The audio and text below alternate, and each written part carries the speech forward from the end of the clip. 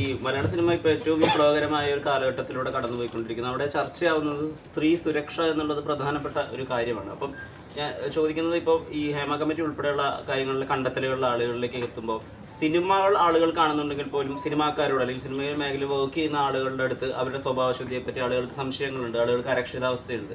അപ്പോൾ ഇതിൻ്റെ ഭാവി എന്തായിരിക്കും, അല്ലെങ്കിൽ ഇതിൻ്റെ ഒരു പരിവർത്തനം എന്തായിരിക്കും എന്നാണ് ജൂഡ് ആൻ്റണി എന്ന വ്യക്തി സിനിമാക്കാരൻ വിശ്വസിക്കുന്നത്?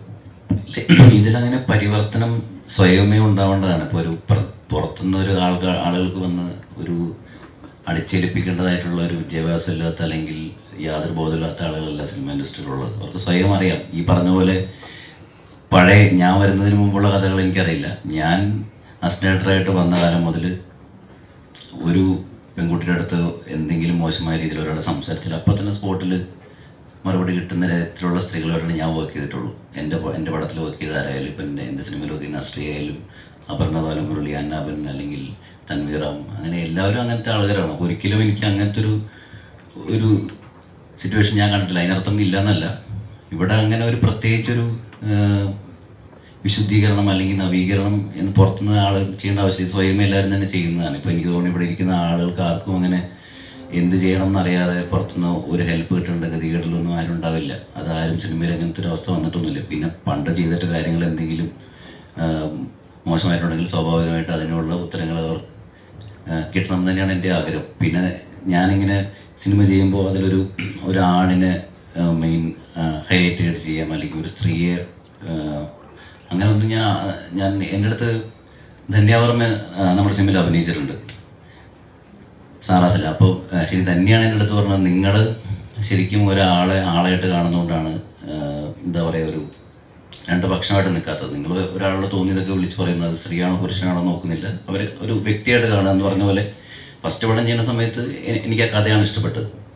പൂജ മാത്യു എന്നുള്ളൊരു കുട്ടിക്ക് തോന്നുന്നൊരിഷ്ടം, അവൾക്ക് ഒരു സ്റ്റോറിയാണ് എനിക്ക് ഇഷ്ടപ്പെട്ടത്. എന്ന് മുത്തശ്ശികതയിലും എനിക്കൊരു പ്രായമുള്ളൊരു അമ്മച്ചിക്ക് കുറേ ആഗ്രഹങ്ങൾ ചെയ്യണമെന്നൊരാഗ്രഹം, അതെനിക്ക് ഇഷ്ടപ്പെട്ട കഥയാണ്.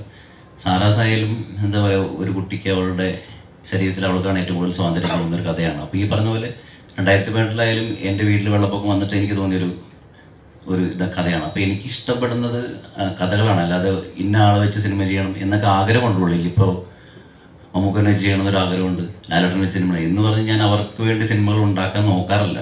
കഥകൾ ഞാൻ അന്വേഷിക്കും, അതിനകത്ത് ഇവരെ പറ്റുമോ നോക്കുന്നല്ലാതെ.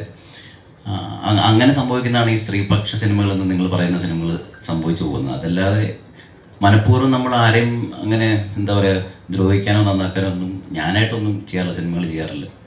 പിന്നെ പരിവർത്തനമൊക്കെ സ്വയം എല്ലാ മേഖലകളിലും സ്വയം ശുദ്ധീകരണം ഉണ്ടാവുന്നുണ്ട് എല്ലായിടത്തും. നമ്മളത് പ്രത്യേകിച്ചൊരു ടീം പുറത്തുനിന്ന് ചെയ്യേണ്ട ജോലിയാണെന്ന് ഞാൻ വിശ്വസിക്കുന്നില്ല.